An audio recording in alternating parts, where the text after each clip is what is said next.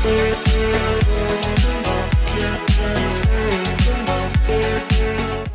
Students, welcome to फ्यूक्यू education. मैं हूं आपका अमोल सर और आज हम पढ़ने वाले हैं क्लास 12 फिजिक्स का chapter number 6 electromagnetic induction. Previous video में हमने इसके एमसीक्यूज को स्टडी किया था। आज हम इसके शॉर्ट आंसर टाइप्स क्वेश्चंस को स्टडी करेंगे। तो जल्दी से स्टार्ट करते हैं हमारा आज का सेशन क्वेश्चन नंबर 1 के साथ। ठीक है, तो question number 1, the plot of magnetic flux where is the current I is shown in figure of two inductors A and B. Which of the two has larger value of self inductance? ठीक है, students एक graph आपके सामने दिया हुआ है between phi and I, magnetic flux and I के बीच में ग्राफ आपके सामने दिख रहा है।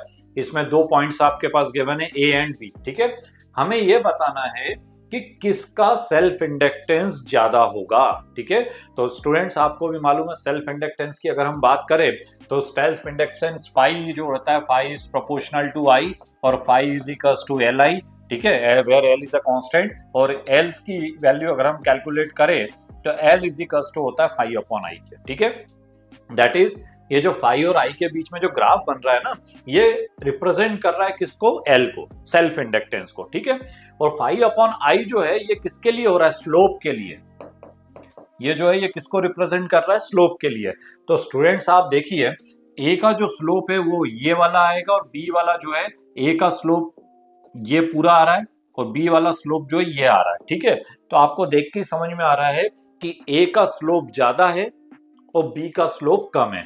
तो जिसका स्लोप ज्यादा होगा उसकी सेल्फ इंडक्टेंस की वैल्यू भी जो है वो ज्यादा होगी। ठीक है, दैट इज ए जो है has larger value of self inductance than B. A की वैल्यू जो है, ए का जो सेल्फ इंडक्टेंस है वो ज्यादा होगा किसके कंपैरिजन में? बी के, बिकॉज उसका स्लोप जो है वो ज्यादा है। ठीक है, तो इस टाइप के क्वेश्चन जब भी आए तो उसमें ध्यान रखिएगा कि जो आप देख रहे हो इसमें स्लोप किसका ज्यादा है, उसके अकॉर्डिंग उसकी वैल्यू जो है वो ज्यादा होगी। ठीक है, तो इसमें ए की वैल्यू बी के कंपैरिजन में ज्यादा होगी सेल्फ इंडक्टेंस की। चलते हैं हमारे नेक्स्ट क्वेश्चन की ओर। Question number 2, define self inductance of a coil and write its SI unit. बहुत छोटे छोटे क्वेश्चंस है लेकिन आते हैं एग्जाम में कई बार 2 मार्क्स के क्वेश्चन भी बहुत ज्यादा, जब हम भूल जाते हैं तो हमें बड़ा कंफ्यूजन हो जाता है। तो इसको याद रखना, define self inductance of a coil and write its SI unit. ठीक है, तो सेल्फ इंडक्टेंस को डिफाइन करना है स्टूडेंट्स। तो आपको मालूम है कि जो मैग्नेटिक फ्लक्स होता है इज डायरेक्टली प्रोपोर्शनल टू आई। ठीक है, प्रोपोर्शनल का साइन जब रिप्लेस करते हैं तो एक कांस्टेंट आता है phi is equals to L I, where L is a constant is called self inductance. और इस फॉर्मूले से अगर हम एल की वैल्यू कैलकुलेट करें तो L is equals to phi upon I. ठीक है, तो हमारे पास अगर फॉर्मूला पूछा है define self inductance of a coil, तो हमारे पास फॉर्मूला क्या आया? L is equals to phi by I. But इसको डिफाइन करना है, डेफिनेशन के फॉर्म में लिखना है। तो आप देखते हो उसमें if I is equals to 1, हमने आई की वैल्यू 1 पुट कर दी सपोज करिए, तो आई की वैल्यू जब 1 पुट करेंगे तो एल इज इक्वल्स टू किसके इक्वल हो जाएगा? फाई के। ठीक है, तो इसके बेस पे हम सेल्फ इंडक्टेंस को क्या कर सकते हैं? डिफाइन कर सकते हैं। कैसे डिफाइन कर सकते हैं? Self inductance of a coil is numerically equal to the magnetic flux। दिख रहा है L is proportional, L is equals to phi के। तो self inductance of a coil is numerically equal to the magnetic flux. लेकिन कब, किस condition में? तो आप देख रहे हो आई की वैल्यू हमने कितनी पुट करी है? 1 रखी है। ठीक है, that is when unit current pass through the coil. ठीक है, तो इसको हम इस तरीके से डिफाइन कर सकते हैं कि self inductance of a coil is numerically equal to the magnetic flux when unit current flow through the coil. ठीक है, इस बेस पे हम इसको डिफाइन कर सकते हैं। अब इसके आगे इन्होंने एक क्वेश्चन और ऐड किया हुआ है, right its SI unit. SI unit को हमें कैलकुलेट करना है। ठीक है, तो स्टूडेंट बाय फेराडे लॉ आपको मालूम है E इज इक्वल्स टू होता है minus L d phi upon d t. The rate of change of magnetic flux is directly proportional to the induced EMF. तो E is equals to minus L d phi by d t, where d phi means what? Change in flux. Change in flux आया मतलब क्या होगा? Final minus initial. Final flux की बात करें तो इसी को अगर हम देखें तो माइनस एल। फाइनल फ्लक्स की बात करें तो फाई इज इक्वल्स टू, अगर हम कैलकुलेट करें तो इसको अगर हम कैलकुलेट करना चाहे तो फाई की वैल्यू आप जानते हो कि phi is equals to L into I के इक्वल होता है। फाई इज इक्वल्स टू कितना होता है? एल आई के। ठीक है, तो फाइनल फ्लक्स की बात कर रहे हैं अपन यहाँ पे, तो ये हो जाएगा L I plus d I. इसको हम इस तरीके से लिखते हैं, E is equals to minus L. ठीक है, ये हो जाएगा फाइनल वाला हो जाएगा आई, ब्रैकेट लगा के लिख लेते हैं यहाँ पे, ये फाइनल फ्लक्स की बात कर रहे हैं फाई टू, तो phi two is equals to अगर हम कैलकुलेट करेंगे तो ये हो जाएगा L I plus d I minus L I, इस तरीके से लिख लेते हैं, F phi two minus phi one, change in flux that is ये हो गया फाई टू और ये हो जाएगा फाई वन अपॉन किसके, टाइम के। जब ब्रैकेट्स ओपन करेंगे तो एल आई एन एल आई क्या हो जाएगा, कैंसिल हो जाएगा, तो E is equals to minus L d I upon d t के। ठीक है, ये भी बहुत इंपॉर्टेंट फॉर्मूला, इसको याद रखिएगा, बहुत जगह पे इसका भी यूज होगा।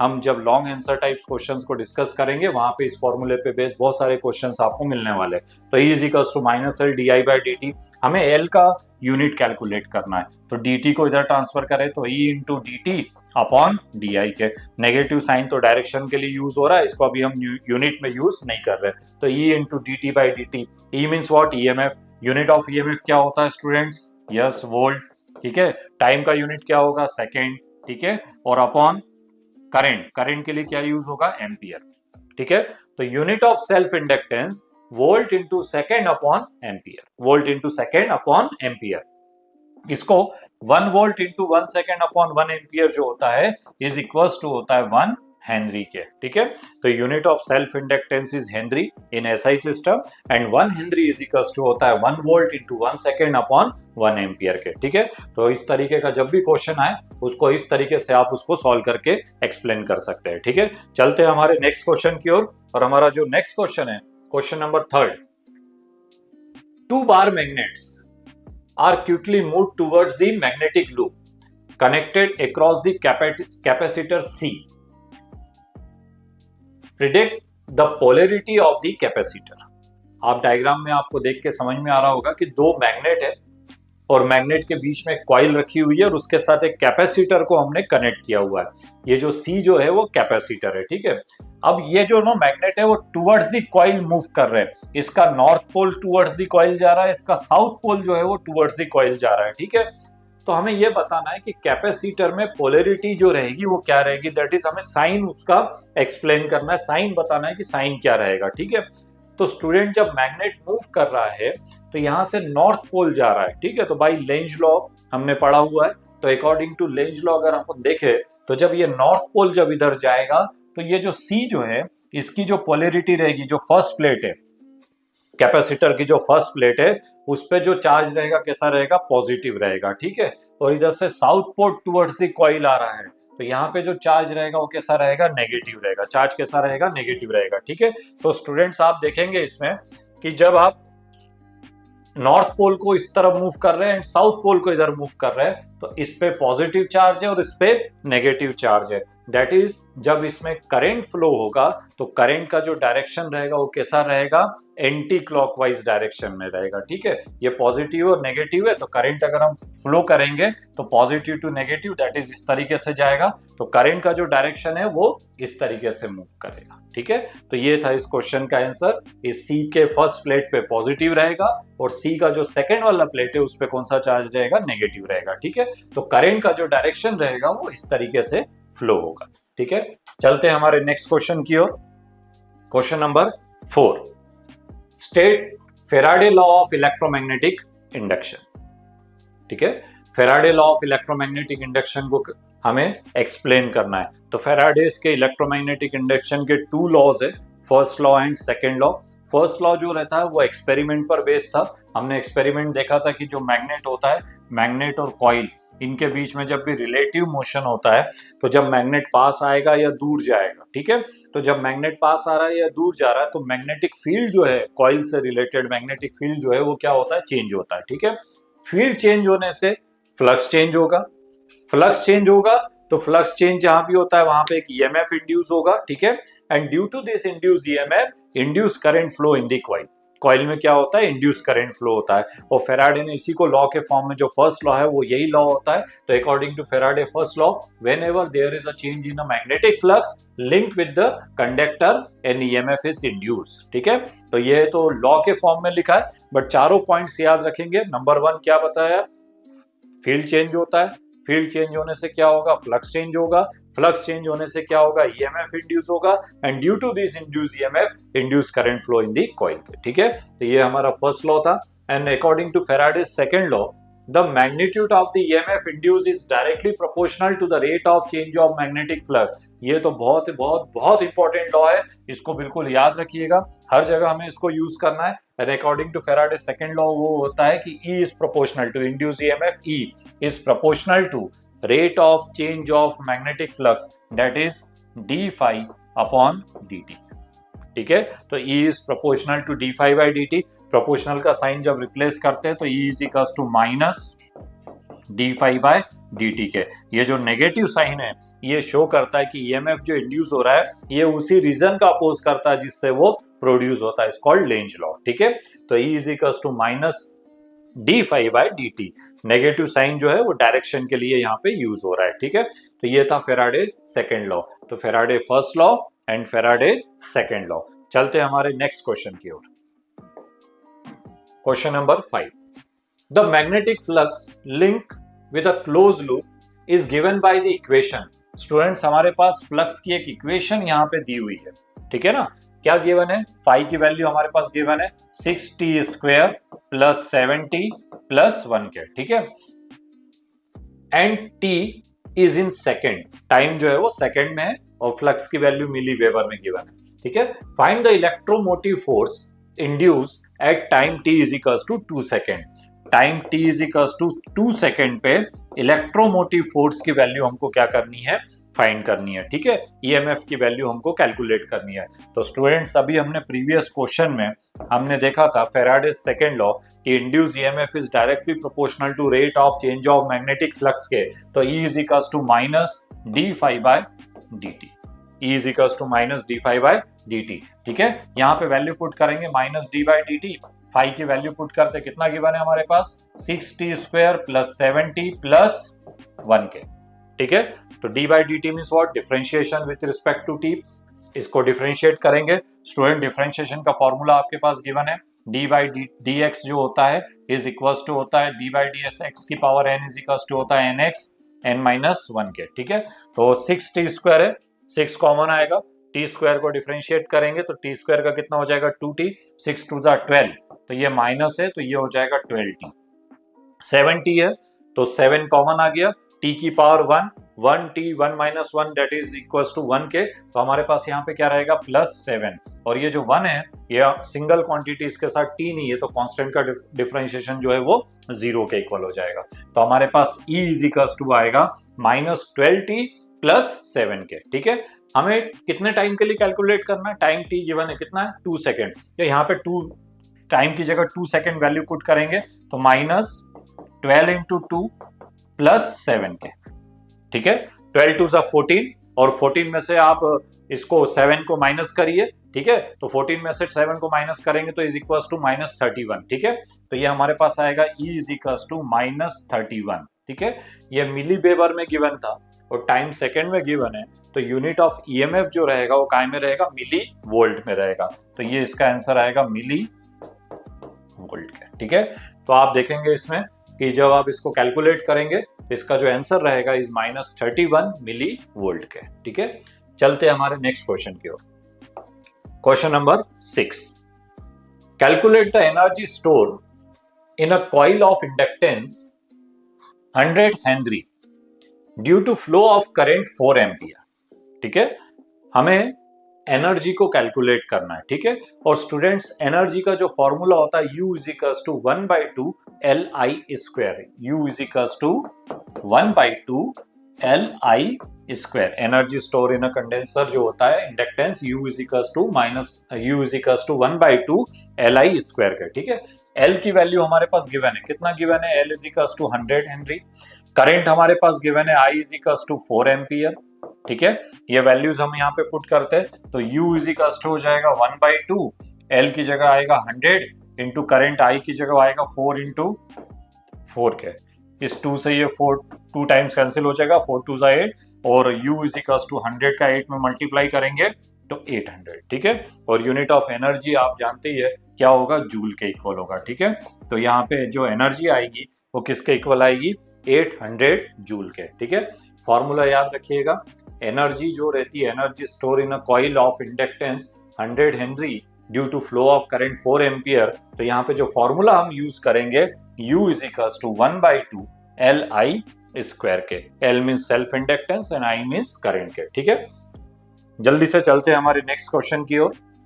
Question number 7, the close loop PQRS, diagram आपके सामने है। Close loop PQRS of wire is moved into a uniform magnetic field at right angle to the plane of a paper as shown in the figure.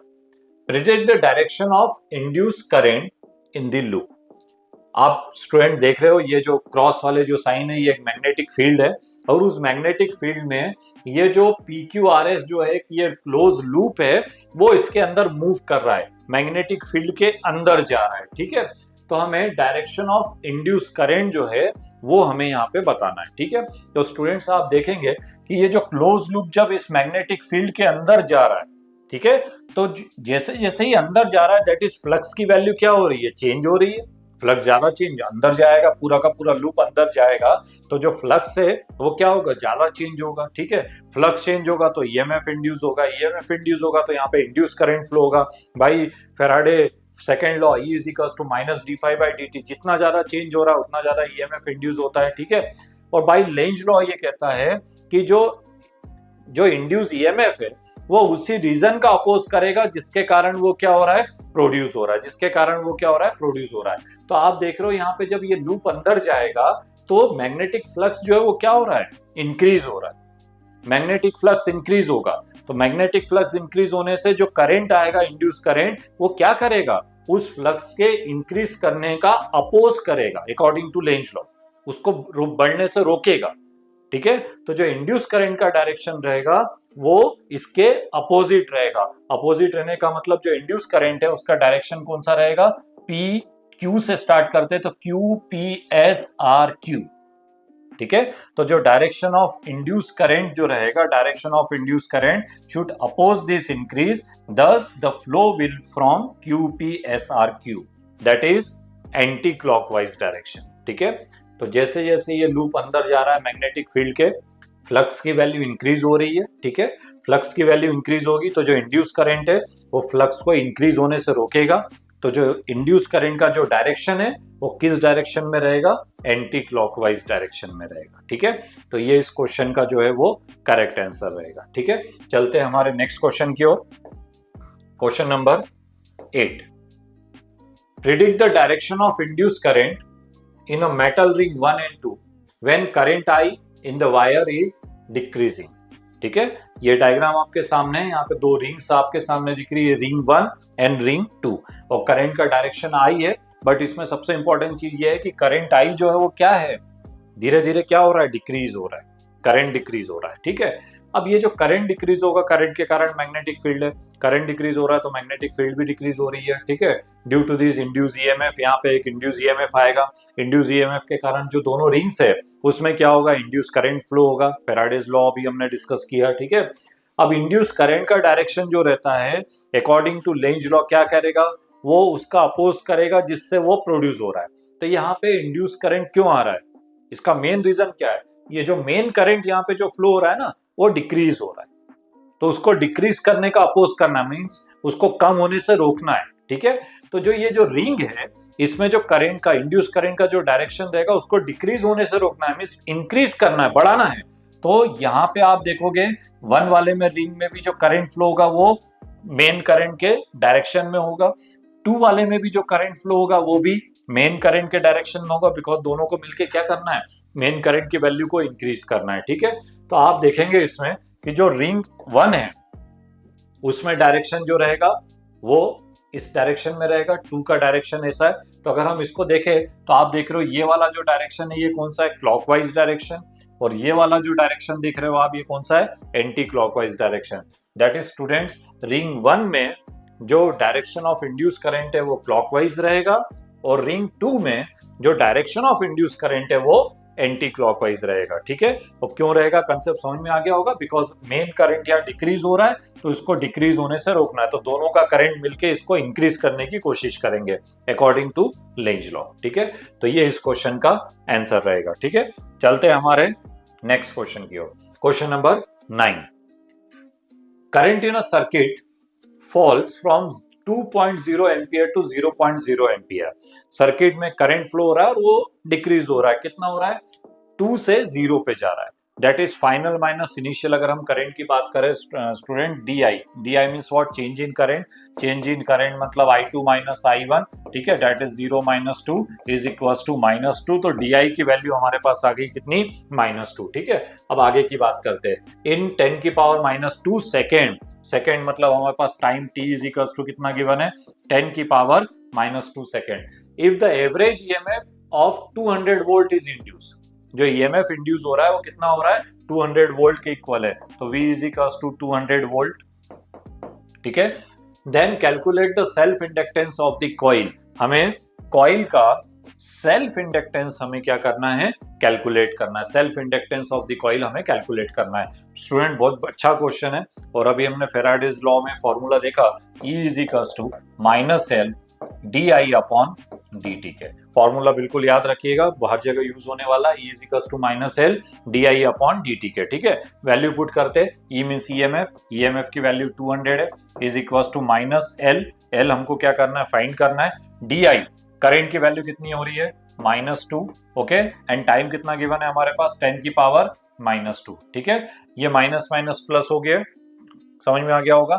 -2 को ऊपर ले जाते तो ये हो जाएगा 200 इज इक्वल्स टू L, ये हो जाएगा आपका 2 इंटू 10 की पावर, माइनस की पावर 2 थी, इसको ऊपर ट्रांसफर करेंगे तो ये 2 हो जाएगा, 10 की पावर 2 दैट इज 200। तो हमें L की वैल्यू फाइंड करनी है, तो 200 upon 200 is equals to 1 henry के।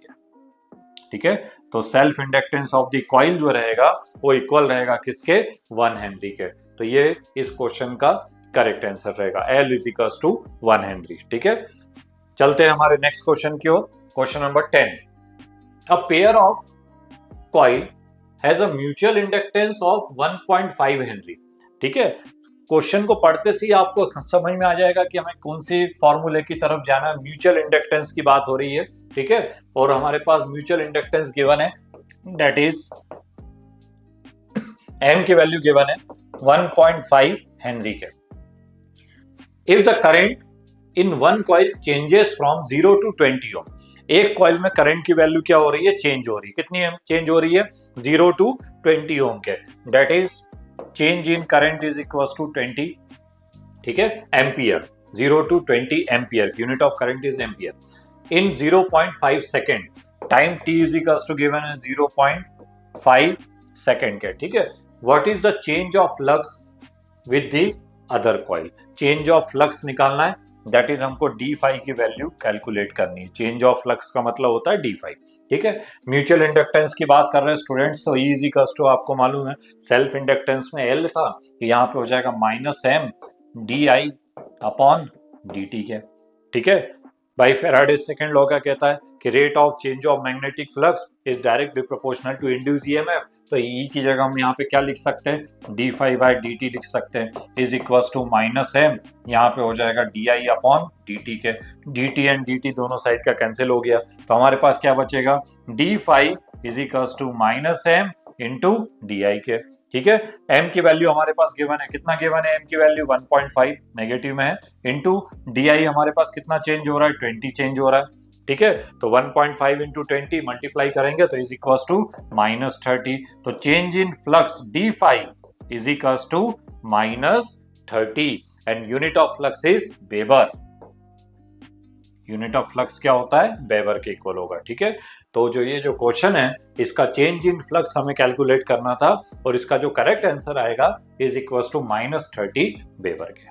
ठीक है, तो ये था हमारा क्वेश्चन नंबर 10। तो स्टूडेंट्स, कैसा लगा हमारा ये सेशन, हमारे कमेंट्स बॉक्स में जरूर लिखिएगा, और जो भी आपके सजेशन है या डाउट है वो कमेंट्स बॉक्स में लिखिए, जिससे हम आने वाले वीडियोस में उसको और ज्यादा इंप्रूव कर सके और आपके लिए ऐसे वीडियोस ला सके। हमारा जो चैनल है फ्यूक्यू एजुकेशन, इसमें डिफरेंट सब्जेक्ट्स और डिफरेंट टॉपिक्स के बहुत सारे वीडियोस हम आपके लिए प्रोवाइड कर रहे हैं बिल्कुल फ्री। जो आपको एग्जाम में बहुत हेल्प करने वाले हैं। इसके लिए केवल आपको करना यह है कि हमारा जो चैनल है उसको सब्सक्राइब करिएगा और चैनल को लाइक और शेयर करिए, जिससे आपके जो फ्रेंड्स हैं उनको भी इसका फायदा मिल सके। मिलते हैं हमारे नेक्स्ट वीडियो में, जिसमें हम स्टडी करेंगे चैप्टर 6 के लॉन्ग आंसर टाइप्स क्वेश्चंस को। Thank you.